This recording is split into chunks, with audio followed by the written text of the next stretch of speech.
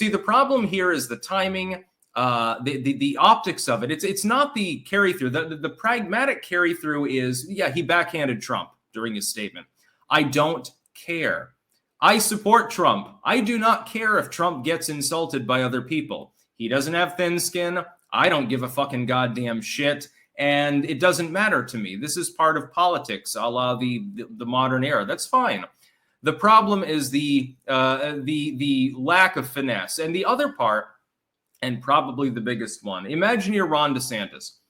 You have just been handed, ultimately, the biggest goddamn gift you could possibly be handed in politics. You have a person you're presumptively running against, Donald Trump. He has subjugated you. He has pointed out multiple times, as have his fans, and it is not an inaccurate claim, that you would have lost against Gillum back in 2018 if it weren't for Donald Trump's endorsement. You are a subjugate. People are trained mentally to think of people in subjugate or superior positions because it's basic biology. We think of alpha and beta and omega and all of these things. This is how we tend to categorize the world. This is why people wear suits with wide shoulders. This is why people drive sports cars to try to impress others. This is how yuppieism began. This is just how the ape-like mentality of humankind works. You were handed a gift in which you could have completely goddamn gobsmacked Donald Trump and Alvin Bragg at the same time, and you didn't take it. You decided to half-ass it. Here's what I would have done. Here's what I would have done if I were Ron DeSantis. Here's what I would have come out and say. Number one, I would have come out and I would have said it very early. I would have preempted a bunch of other people in their responses to make sure that I got that limelight.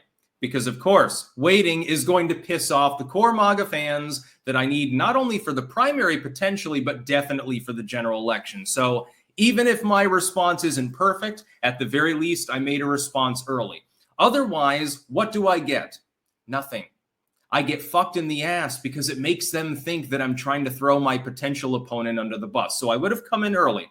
And here's what I would have said. I would have said, ultimately, it looks like Alvin Bragg's prosecution is politically motivated. The DOJ, pondering the same case, decided not to prosecute Donald Trump. They didn't have the evidence. They didn't have the wherewithal. There was no reason to proceed. And yet here we have this Manhattan DA, this woke Soros-funded DA proceeding with those charges anyway. I wouldn't have mentioned Stormy Daniels. I wouldn't have mentioned anything like that. Here's how you really would have gobsmacked Trump. Not by bringing up, hey, hush money to a porn star.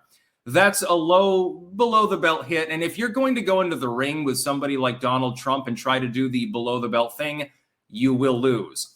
Here's how you take the high road and prevent Trump from even being able to legitimately respond.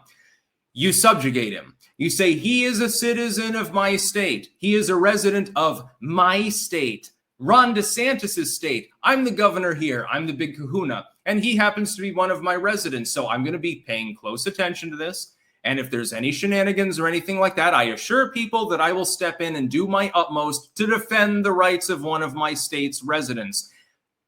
Closed. That's all you had to say. That's all Ron DeSantis had to do. Strategic genius. He won. He would have won if he had done that, but he decided not to.